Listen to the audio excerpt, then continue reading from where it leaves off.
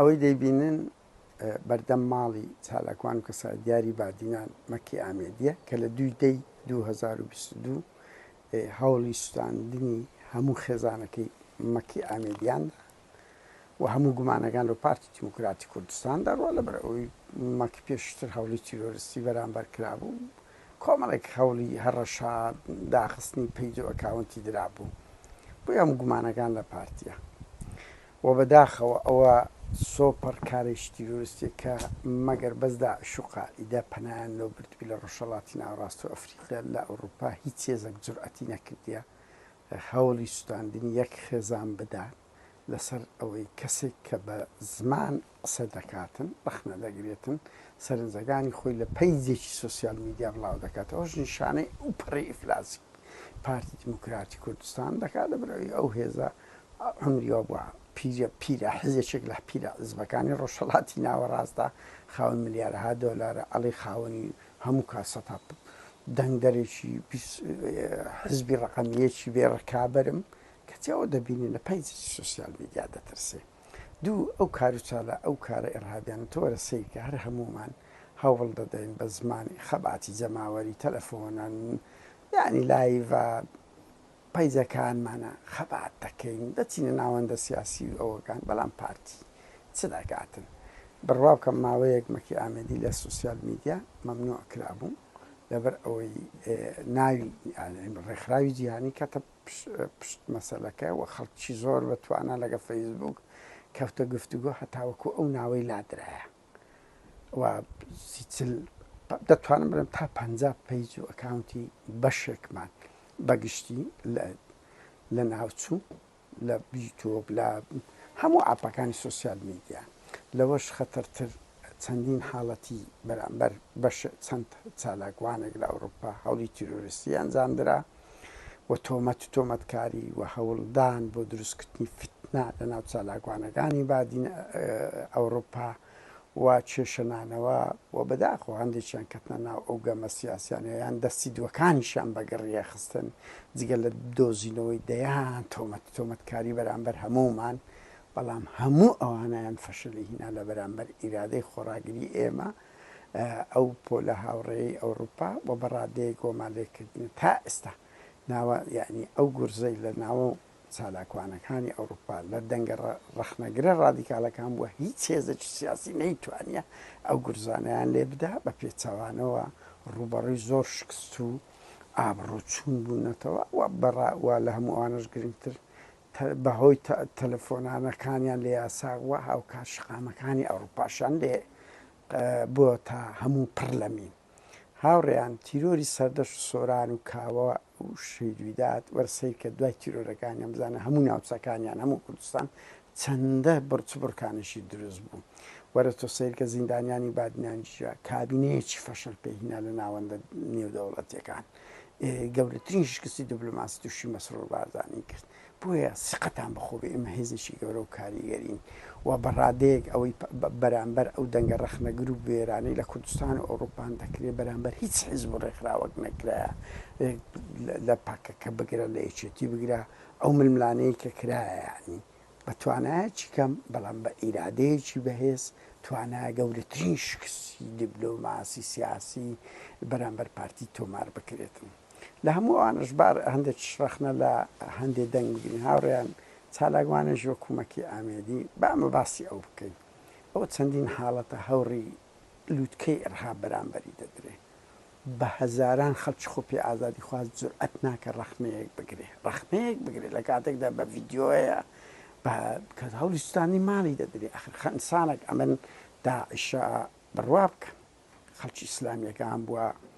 یعنی خەڵکی پارتی بووە کە ڕوبەڕۆی ئێرهاب بووە دەنگمان بەرز کردەوە پۆستمان کردیە خەباتمان کردیە زدی لەبەر ئەوەی ڕەفتارەکە خەتەرە بابە کەسێکی ئازادی خواست لەو ئەوروپای هەوڵی سوستانی ماڵی دەدرێت وەرە بزانم چەند کەس جورئەت دەکاتن قسە بکە بەڵام یەکێک دەگیرێ بەنمونە سەعاتێک دنیا خرا دەکەن یان با ئەو گلەیە بکەین شێزاد حەسەن نوسرەتی باشە لە بواری ئەوەی کە خەبات لە پێناوی ڕادیکال بوونی کۆمەڵایەتی خەڵک دەکات بەڵام هیچ بەڵگەیەکی پیشان نەدا کەچی دنیاتان خرا کرد بەڵام تویژدانتان مەکی ئامێدێک لە بەر چاوتان هەوڵی سوستانی ماڵەکەی دەدێت چەند ئازادی خواست بە زوابات لەو ئەوروپای هەوڵی تیرۆری ئێمە دەدرێت چەند دەیان و سەدان خەڵکی خۆ پێ ئازادی خواست بێدەنگ و کردا دەنیشن لە کاتێکدا ئەوی بەرامبەر ئێمە دەکرێت لە بەرامبەر ئەوەیە کە ئەمە دەنگ هەڵدەبڕین لە بەرامبەر ئازادی سیاسیە. بە هەر حاڵ هاوڕێیان ئەو خەباتە نەک بەردەوام بووە بەردەوام تریش دەبێت و هەموو ئەو کارە ڕحابیانی لەو 5 ساڵی بەرامبەر بێدەنگکردنمان لە سوسیال میدیا هەوڵدانی جەسەدی و سکاڵاکان کە تا ئێستا ئەوی نزانم 37 سکاڵە سەرمەکی ئامێری تۆمارکە هیچی نەیتوانیا یەک بس پاشەکە شەمان پێک و پێچەوانەوە گەرم و گوڕتر بوونەوە دەبێت و خەبات وایە هەر حزب و لایەنە گوەرە سەیری بکە لە پەکەکە دەگری لە یەکێتی دەگری لە کۆمەڵی کۆن دەگری لە هەموو هێزە شۆڕژێڕەکان دەگری هەتا گۆڕان بۆ دوای گوتارێکی ڕادیکاڵی ئەو بۆیە گەشەی کرد ئەوانە خەبات دەتوانن بە پێش هەتا ئەو ڕۆشنبیر و دەنگە بوێرانە کە ڕادیکاڵن دەنگ دەبن ئەگەر ناتۆ خاون هەر بە هەرە جوانێکی لە نووسینبی کە جورئەتت نەبوو کە قوربانیدانت نەبوو خەباتت پێ ناستە پێش سەرکەوتن هەر بۆ ئیرادەی ئەو دەنگ و ڕەنگە جوانانەیە کە بە خوێن و قوربانیدانی خۆیان تەکان بە ئازادی دەدەن.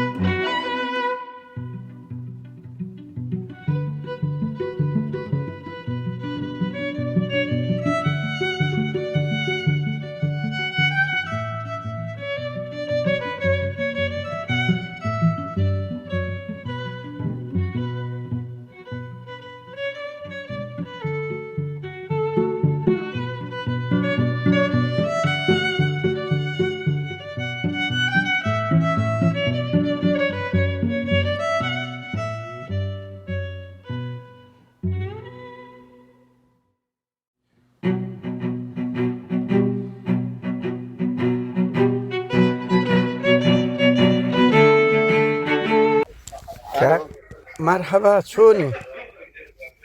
چاوم بەڕێزی باشی سەلامەت بی. بەڕێز قامی مەسیفی وە نییە؟ بەڵێ وەڵای یەک دوو پرسیارمانەیە بە هیوام بتوانین گفتوگۆیەک بکەین. فەرموو. وەڵای ئەندە هەواڵە بۆ مەهاتیەکە گوایە ئەساگە لە مەسیف تاوانەم خۆمت پێ بناسێنم بۆ یان دەتناسم باشە سپاس دەگەم کە قەپات ناکەی. نالۆ خەپات دەکەین زۆرتە بێ. سپاس. باز لەوە دەکرێتن کە هەر کەسێک ئەگە خانەکەی خۆی تێک چوبی لە بۆی نییە چاپ بکاتەوە تا چەند ڕاستە؟ احتماڵە هەرچێک بەناوا قسە دەکا خەڵکێک هەیە دەوێتی توزارەت بە مولکی حکوومەت بکە بەڵێ ڕێگری لەوە دەکرێت لە ناو شارەوانی ئەو شوێنەی ماستەر پلانە و لۆ خانیدانرایە زۆر تەبێیە خانی کۆنی چا دەکاتەوە دەکات بەڵام لە دەرەوە ئەمە ڕێگری لەو بابەتە دەکەین بەڕاستی. نەنە یەک ماڵی خۆیتی ئازاد نییە دەستکاری بکە؟ آخر مالی خۆی نییە ئەوە هاتیە لە ناو عەردێکی ملکی حکوومەتی میری خانی کردیە بە تەجاوز کردیتی دەوێتی ئێستا بێ چاچ کاتەوە نوێ بکاتەوە ئەمە لۆی ڕێی پێ بدەین بیکەینە ڕسمیات ئەوە لە قانونی قەت مەرغوب نییە. باشە ئەی ئەگە خانی خۆی بی؟ خانی خۆی نییە ئەوە خانی هەیە لە هەولێر لە شوێنشکە هاتی خانیشکەی کردیە لە بۆی وەکو بلێن مەزرعک لە ناوی بژی و بەس پێنجشەمان بێ لێ و بگەڕێتەوە ئەوەیە ئەو خانیانە تەجاوزن نەکخانین نەکوخانی دیکە ئەگە لە ناو ماستەر پلان هەر کەسێکێ بابێ زۆر ئاساییە و لۆشی دەکەین و بەڕەسم شوێ کاک حەمید بەڵێ ئەگەر یەکێک پرسیارەکەی مەڕوونە خانی خۆی بی ئازادە لە ناو مەسیفی دەستکار ئازادە خانی خۆی بی کۆن بی تەجاوزیش بی 2014 و 12 و 13 کردیتی بە بەڵگەوە چەند کەس دێ ڕێیان پێ دەدێ بەڵام ئێمە بە یاسا و ڕێسا کار دەکەین بەو یاسایانەی کە لە پەرلەمان و لە وەزارەتی شارەوانی دەرچووە سەرۆک شارەوانی ڕێی پێدەدا نەک ئێمە وەکو محافەزە یا وەکو قایمقامێت ئەوانش ئازادن ئەوی دێ خانی خۆی نوێ دەکاتەوە دەرگە کرایەوە لە هەموو کەسێک. باشە گەیەکێک ماڵی بار کرد لە مەسیفی چۆ هەولێرە دوای ویستی بێتەوە مەسیفی ئەڵێن ڕێی لێ دەگرن بە بۆی نییە وان نییە یادا خەڵکێکەیە احتیمالە هەندێک شت بە مزایدە لە ئەوە بکە من بخۆم قایمقامێم و دایان ماڵ ڕۆژانە تەوقیان دەکەین دێتە مەسیف و ئازادە لەوێ بار دەکا و دەتوانی بێتەوە بەورە دەتوانی بێتەوە مەسیفی لۆ ناتوانی بەڵام ئەتوو شارێکە گەڕێتدا هەر خەڵک هاتی ئەو خەڵک کە بێ ئەتووەگەر بە بەرنامە خەڵک نینی ئەو شارە احتیماڵە هەندێتەوە سەدەکە پێ نەکرێ خەدەماتی ئاو کارەبا و جادەی لۆ ببەی آخر بەس کاک حەمید یعنی ئەو دەردە بەس لە مەسیفەیە ینی بڕوا بکەن لە حەریرێ نییە بابی من هەموو شوێنێک تایبەتمەندیش خۆی هەیە ئەمە ناکرێت هەموو شتێک بکەینە خەڵکێک بە بیکاتە مزایدە و بلێ وایە بەڵام دەتوانم بڵێم